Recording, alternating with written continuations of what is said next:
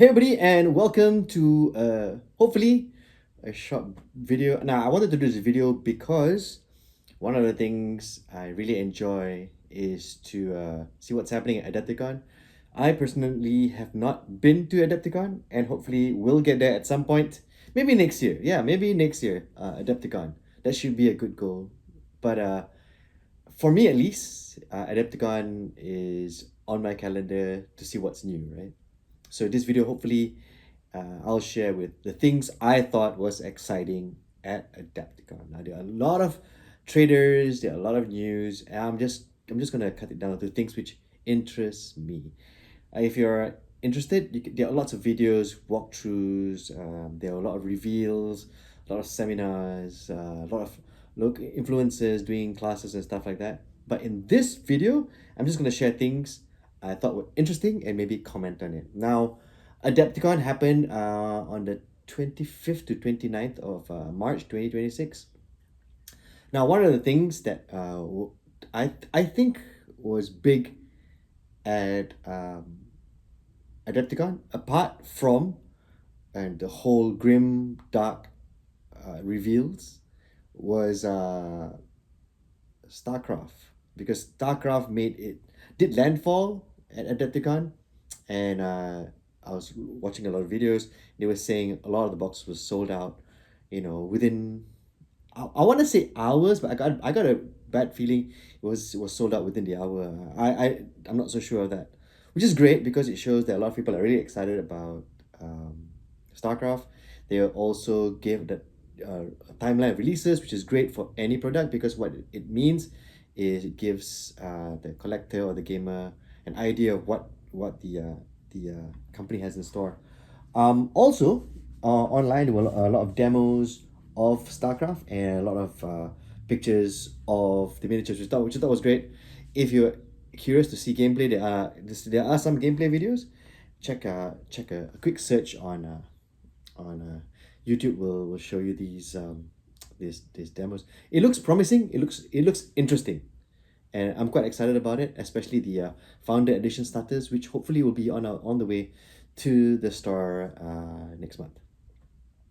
Okay, so next up, which I thought was also interesting, was from Conquest, and now Conquest, I think they redid their First Blood sets, which I thought was also quite interesting because it seems that they've gone with a totally new way of packaging Conquest.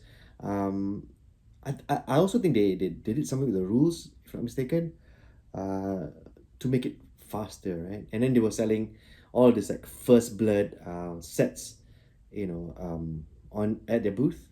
But if I was you and I was gonna get into Conquest, I'd get the army sets because you can play First Blood and you can play the main game. With Conquest, you love it or you hate it. You either love the scale or you hate the scale, right? And for those of you guys who actually like the factions that are out right now, yeah, just go and get the main army set. That would be yeah, by my recommendation. But the First Blood sets look pretty good. Also, they introduced their Brute Warriors for Weaver Courts, which I thought was also quite interesting. And then the War Engine, the Trebuchet, and a really nice looking figure. Next up, from Warlord Games. Now, I didn't expect that much news from Warlord Games at Adepticon for some reason, right? But yeah, they proved me wrong. They came to Adepticon with a Conflict 47 introduction box, which I think is a great idea because for folks who want to get into the game, what they can do is they can get the introduction box. The box actually doubles up as some terrain as well, and some figures are card figures just to get into playing the game, rolling some dice. I thought that was a very good idea.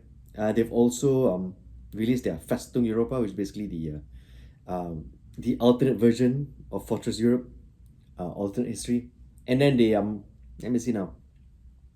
They also talked about Invasion America, which I think is quite exciting. The Japanese faction and stuff like that. So that's Conflict 47. I think Conflict 47 is making good strides. But here in Malaysia, there are not that many folks who've caught on to the conflict bug just yet. I mean, just a matter of time, I suppose. Matter of time. Next up, the other Grimdark game, Trench Crusade, announced release of Carcass Front, which is basically a two-player set. I thought it was a really good idea. I understand a lot of folks have been really upset with the folks at Trench Crusade with the things they promised and then they did which they then did a huge U-turn on. But having releasing the two-player starter set is a really good idea. Yeah, and they also did a collaboration with Army Painter, with the Prussian Stosstruppen, which I think is kind of cool. Trench Crusade, I think it was wobbling for a bit, and it should be all right. I just did the review for their collaboration with War Games Atlantic. Let me see now. Was it Trench Missionaries? The link is in the description. Next up, we have Corvus Belli, and this is basically the Operation Box, the new Operation Box coming out. This is Operation Mazebreaker, so they announced that, which is kind of cool. When I like it, because Operation Boxes are a great way for newbies to get into the game. In my store, 70% of newbies jump into Infinity through Operation Boxes, so I'm always very excited about that. As for the other announcement is their new version of Arstia, I pronounce it. And this is Hexadome. Hexadome, the whole Arstia game has a very small player base here in Kuala Lumpur. So I'm hoping that this game would probably reinvigorate that scene. It's another sports game that people can try. And then we have Warcrow. Warcrow, it seems, is chugging along. Their new dwarves just got released with their Mount Haven, right? The Mount Haven bundle just came out. And then they're releasing they announced that they've got this witch hunt campaign that's coming out as well, which is kind of cool. Now, if you're interested, both Infinity and Warcrow have separate videos about showing you, what's coming in the Infinity one. You got, Carlos walking around by the side of a lake, a river, and then just to be consistent, in the Warcrow one, it's shot in the middle of a, well, I want to call it a pathway in the middle of a jungle or forest. Yeah, so go check that out. And then finally, Steamforged Games released news on where they intend to take Warmachine and Guildball. For me, at least, I'm keeping the whole Warmachine on back burner. I just want to see where it goes with it. But apparently, a lot of these new, giant figures are coming out.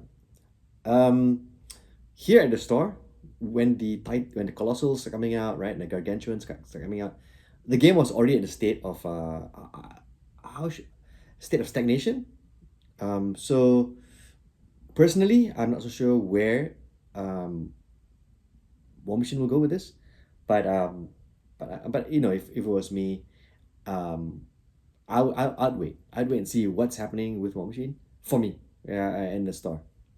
Finally, you can't speak about Adepticon without talking about Games Workshop or Warhammer, and they've just released their 11th edition. So this makes it 7 editions since the last time I actually rolled dice for a game of Warhammer. The releases look quite nice. If for those of you who are into World War II, some of the new vehicles are familiar.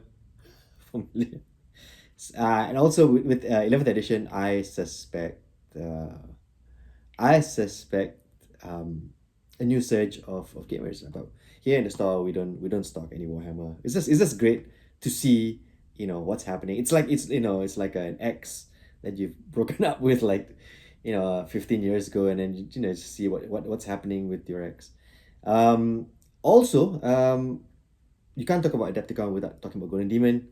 My personal favorite Golden Demon entry is this one. This one won gold in the Old World category by Lucas Zaba. I thought this was my favorite to win the Slayer Award.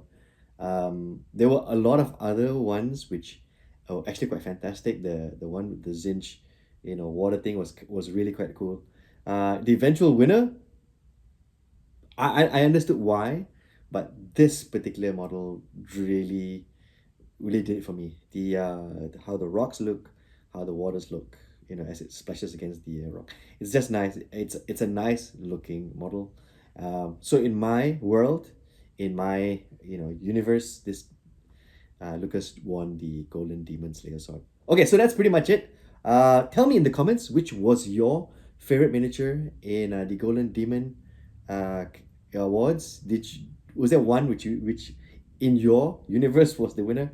If so, share in the comments. Give me the picture of the miniature so I know which one it is. That's pretty much the news. Hopefully you enjoyed this. This is going to be really quick and really fast. It's just a break because Salut's coming up as well, and I want to do a video for that. So yeah, like and subscribe, and as always, don't forget to enjoy painting those figures.